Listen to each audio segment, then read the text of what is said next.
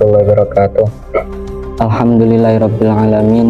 Nahmaduhu wa nasta'inuhu wa nastaghfiruh wa na'udzu billahi min syururi anfusina wa min sayyiati a'malina.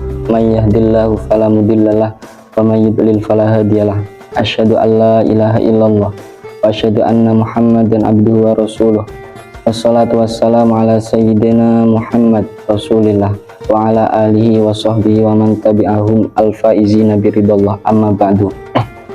Pemirsa yang dirahmati Allah, alhamdulillah di bulan yang penuh berkah ini, di bulan Ramadan, di bulan yang penuh kemuliaan, kita kaum muslimin masih diberikan sehat walafiat oleh Allah untuk menjalani ibadah puasa tahun ini. Banyak sekali amalan yang oleh Allah dilipat gandakan pahalanya, dilipat gandakan ganjarannya oleh Allah Subhanahu wa Ta'ala. Termasuknya adalah sedekah. Sedekah banyak sekali keutamaan dan juga faedah yang diterangkan baik di dalam Al-Quran, hadis maupun kitab-kitab yang dikarang khusus oleh para ulama.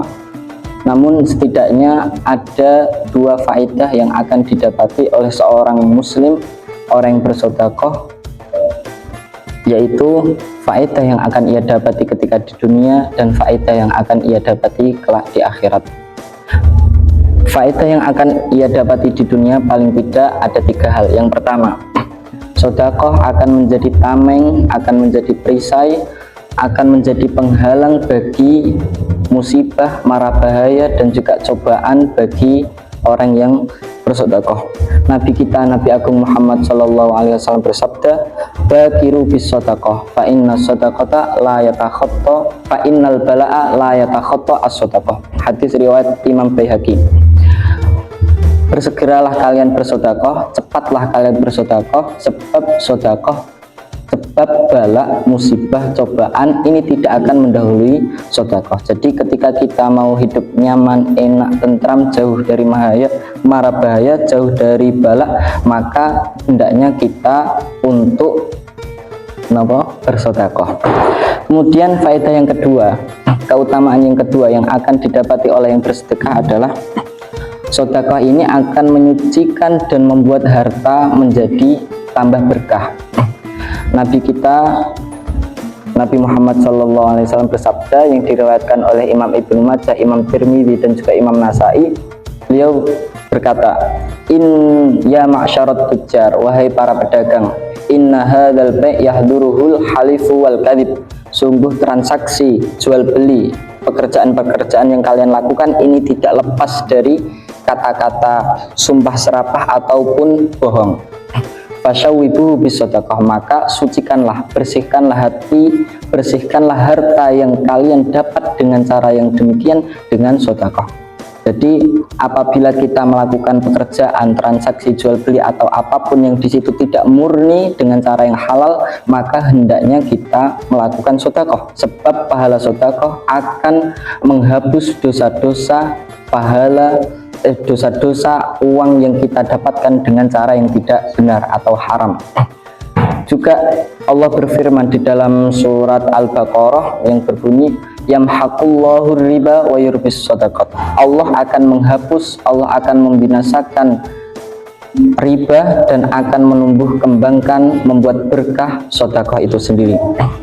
Kemudian faedah yang ketiga, sedekah ini akan menjadi obat. Obat untuk apa? Obat untuk tubuh, jasad maupun obat untuk hati. Nabi kita bersabda di dalam kitab Nabi kita, Nabi Agung Muhammad SAW bersabda, dawu marudakum bis sedekah, obatilah orang-orang yang sakit di antara kalian dengan bersedekah. Ada suatu cerita di mana Imam Ibnu Mubarak ditanya oleh seseorang, wahai Imam, saya ini punya sakit korengan, bahasa Jawanya korengan, entah bahasa Indonesianya apa. Saya punya sakit korengan sejak 7 tahun yang lalu, terus mengeluarkan darah, sampai sekarang belum berhenti-henti. Saya sudah tanya ke dokter A, dokter B, belum juga membuahkan hasil, belum sembuh-sembuh. Lantas sang imam menjawab, coba kamu membuat sumur di daerah yang orang penduduk sekitarnya membutuhkan air. Singkat cerita, orang tersebut yang sedang sakit melakukan apa yang disarankan oleh imam tersebut, oleh Imam Ibnu Mubarak. Dia membuat sumur di daerah yang orang-orangnya membutuhkan air. Akhirnya Allah dengan berkat sedekah tadi menyembuhkan sakit korengan tadi yang ia idap sejak 7 tahun yang lalu. Itu berkat sedekah. Kemudian sedekah juga akan menjadi obat bagi hati. Hal ini pernah disampaikan oleh Nabi ketika ada seorang yang bertanya kepada beliau, "Wahai Nabi, saya ini mempunyai hati yang keras, sulit untuk menerima pelajaran dan juga hidayah." Kemudian apa kata Nabi? "Idza aradta an talyina qalbak fa'atimil miskin wamsah ala ra'sil yatim."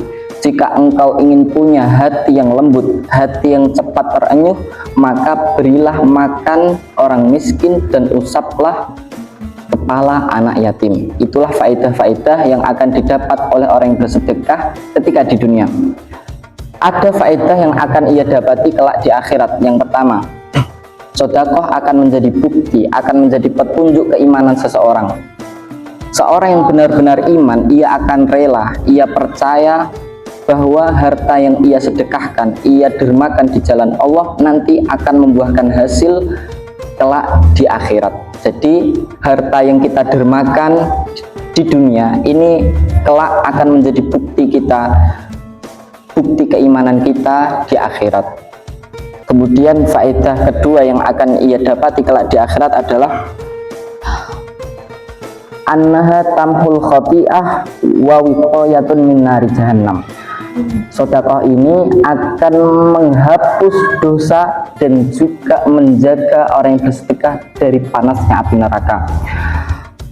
Nabi kita, Nabi Agung Muhammad SAW bersabda, was-sadaqatu tudfi'ul khati'ah kama tudfi'u al-ma'u an-nar. Sedekah akan menghapus dosa, akan menghapus kesalahan sebagaimana air dapat memadamkan panasnya api. Beliau juga bersabda, fattaku annar walau bisyikki tamratin. Takutlah kalian dari siksaan panasnya api neraka meskipun hanya bersedekah dengan secuil kurma. Kita tidak boleh meremehkan amal sekecil apapun, sebab kita tidak tahu mana amal kebaikan yang akan diterima Allah dan juga menyelamatkan kita dari panasnya api neraka meskipun kita hanya bersedekah dengan secuil kurma. Jadi sedikit apapun yang kita dermakan, sedikit apapun amal yang kita lakukan, kita tidak boleh meremehkannya, sebab kita tidak tahu mana yang akan menyelamatkan kita dari panasnya api neraka. Kemudian faedah yang ketiga yang akan didapati orang yang bersedekah kelak di akhirat adalah ketika orang-orang dipanggil masuk ke dalam surga, maka ia akan masuk pintu khusus, yaitu pintu orang-orang yang ahli bersedekah. Jadi kelak orang-orang yang masuk surga ini akan masuk lewat pintu sesuai dengan keahliannya masing-masing. Orang yang ahli sholat maka ia masuk surga melalui pintu sholat, babus sholat. Orang yang ahli puasa maka ia akan masuk surga lewat pintu puasa, babus saum, babus syam. Begitu juga orang yang bersedekah. Inilah faedah atau keutamaan yang dimiliki oleh sedekah, yaitu kelak ia akan masuk lewat pintu sedekah, babus sedekah. Demikianlah faedah-faedah yang akan didapati oleh orang yang bersedekah baik di dunia maupun di akhirat. Namun ada satu sedekah, ada satu kaifiah, ada satu cara sedekah yang mana sedekah tersebut ini pahalanya lebih utama, lebih mulia, lebih tinggi derajatnya daripada sedekah-sedekah biasa. Apa itu? Yaitu sedekah sirri, sedekah yang dilakukan secara rahasia. Paling tidak ada 3 keutamaan yang akan didapati oleh orang yang melakukan sedekah secara sirri, secara rahasia, sembunyi-sembunyi. Yang pertama, sedekah sirri pahalanya jauh melebihi sedekah yang dilakukan secara terang-terangan.